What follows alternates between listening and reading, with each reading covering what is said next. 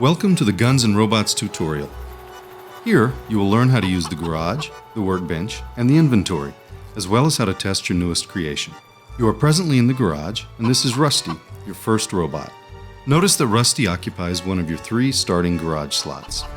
As you accumulate new parts and try out new designs, you could either purchase new garage slots, or you can disassemble one of your old robots to free up space for a new one. To build a new robot, however, you will first need to leave the garage and go to the workbench screen.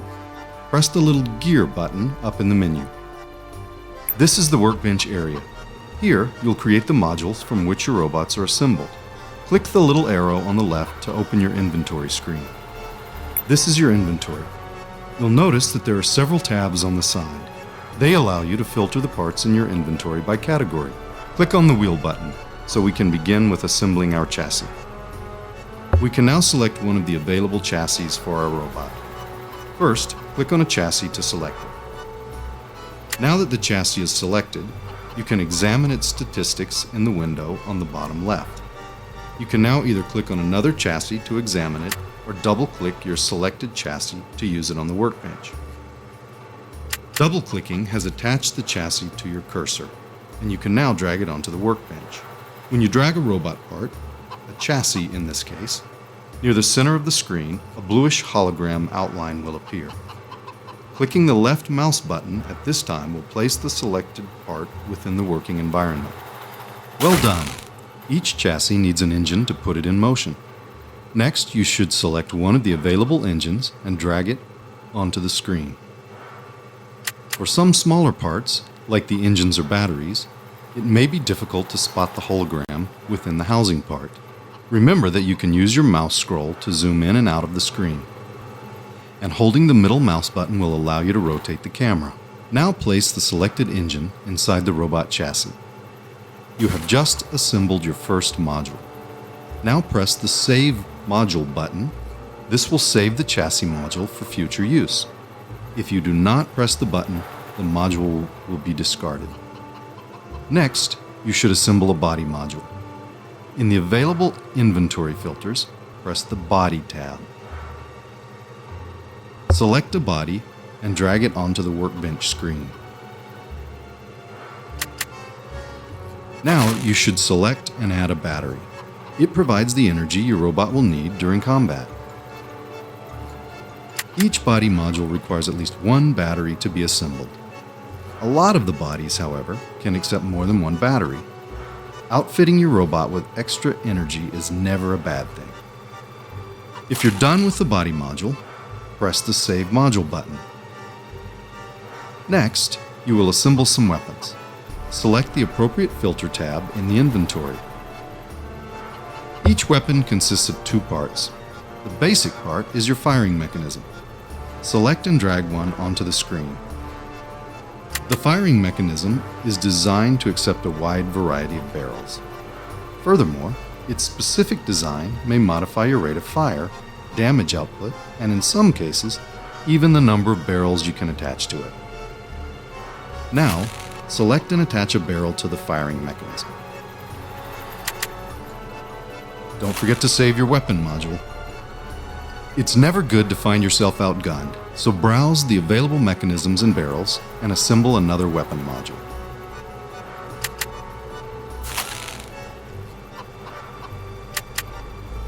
Don't forget to save your weapon module. You have assembled enough modules to build yourself a robot. You can do this in the garage. To return to the garage, press the little robot button in the menu. Rusty is still waiting for you here, but since you're building a new robot, press one of the free garage slot buttons. On this assembly platform, you will build your robot in a fashion similar to the module building in the workbench screen. Click on the Chassis tab of your inventory.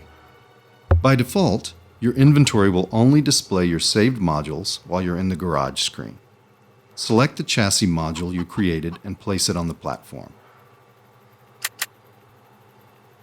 Now, select a body module and place it on top of the chassis when the blue hologram appears. Select a weapon and attach it to your body. Keep in mind that you will be allowed to enter battle without a weapon, but doing so is not really advisable. Good. Now attach another weapon. Keep in mind that some bodies accept more than 2 weapon modules, although they tend to be more fragile than their 2-armed counterparts. Your robot is almost complete. If you are not satisfied with some of the modules you have applied, you can always select a particular module by clicking on the robot model and then right-clicking to remove it. Keep in mind, removing a module will also remove all other modules attached to it. For now, let's stick with our current selection, however. Press the Head tab in your inventory. Heads are one-piece modules, and they don't need to be assembled from other parts. Be advised, if you lose your head in combat, this will limit your control over the robot. Now, select a head and attach it to your robot. Your robot is now complete. Since it is important to know what it is capable of, before facing the dangers of arena combat, we recommend that you always take a new robot for a test drive first, but you will try that in a moment. First, you should get acquainted with repairing and resupplying your robot. Click the Repair button on the bottom of your screen. You see a list of all the modules comprising your robot. Your robot is healthy now, but after a battle, this will rarely be the case. Notice the Auto Repair checkbox. If you activate it, your robot will be repaired automatically upon returning to the garage after a battle. Keep in mind that if you lack the funds to repair all of the damage sustained, no repairs will be done automatically, and you will have to fix your robot manually by entering this screen. Next to each module, you can see its individual repair cost.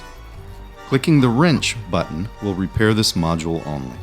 On the bottom, you will see the total amount needed to fully repair your robot. Clicking the Buy button will repair all of your damaged modules, should you have sufficient funds. To exit the repair window, click the Close button in the upper right-hand corner. Next to the Repair button, you will find the Resupply button. Click it now. You see a list of all the weapons your robot is wielding. Notice the Auto Resupply checkbox. If you activate it, your weapons will be fully loaded upon returning to the garage after a battle. As with repairs, if you lack the funds to resupply all weapons, no ammo will be purchased, and you will have to enter this screen to do it manually. You will always have to resupply a new robot manually before entering a battle for the first time. To the left of each weapon, you will find an icon indicating the currently selected ammo type. With the arrows on each side of the icon, you can cycle through the different ammo types available. You can hover your cursor above the ammo type icon to see a description of the selected ammo's properties. Remember, energy weapons use no ammo and they draw on your battery instead. Next to the ammo type icon is the current ammo slider. It shows the maximum ammo capacity of a weapon, as well as the amount of ammo you want to load it with. By pressing the Max Load button on the top of your weapon list, all ammo sliders will be set to maximum so you can reload all of your weapons faster. On the right, you can see your ammo reserve count for each weapon. When resupplying, ammo will always be drawn from your reserve first. On the bottom, you can see the total cost of the ammo you have chosen to resupply with. Pressing the Buy button will confirm the purchase, should you have sufficient funds available. When you're done resupplying your robot, click the Close button to leave this screen. Now you're ready to take your new robot for a spin. Click the Test button to enter the testing area.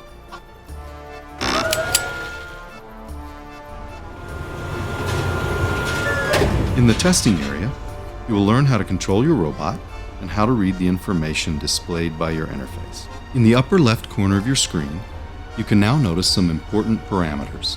The red bar shows your overall robot durability. It's the sum total of your chassis, body, head, and weapon modules. The blue bar shows your remaining energy. Depending on your build, it may barely budge, or you may find it depleted very quickly.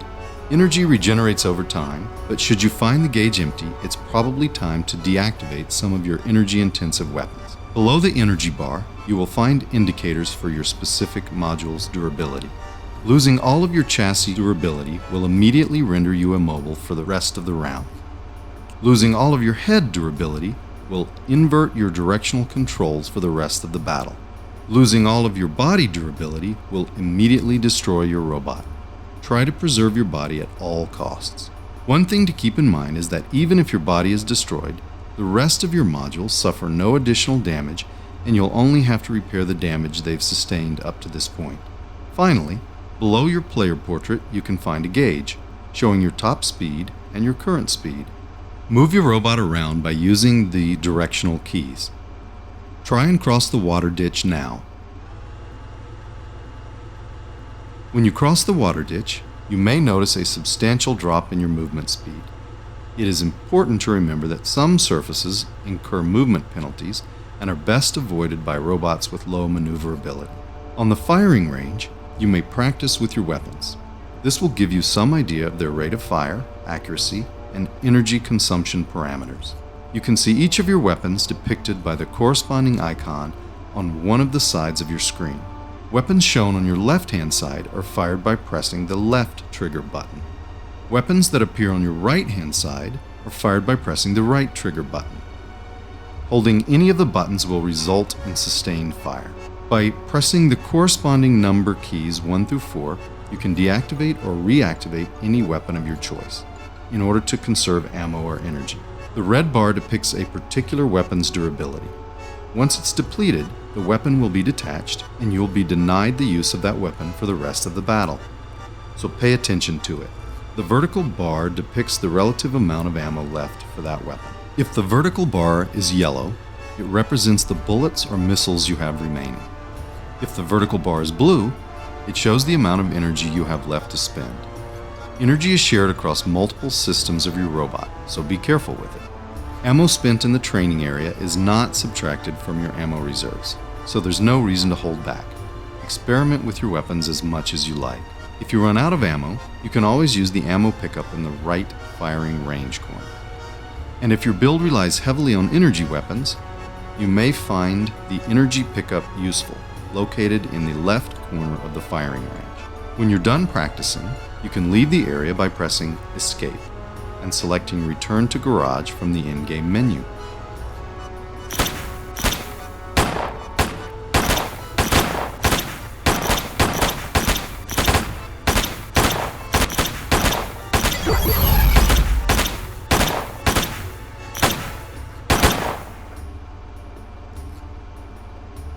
There's one last thing left to learn: how to purchase new equipment for your robots. Press the shopping cart button to enter the shop. In the right-hand shop screen, you can spend the credits you earn by playing to purchase new parts for your robots. You can use the same filters present in your inventory to sort through the different types of parts. When you want to purchase a new part, click on the part to select it, then click the Buy button and confirm your decision in the pop-up window.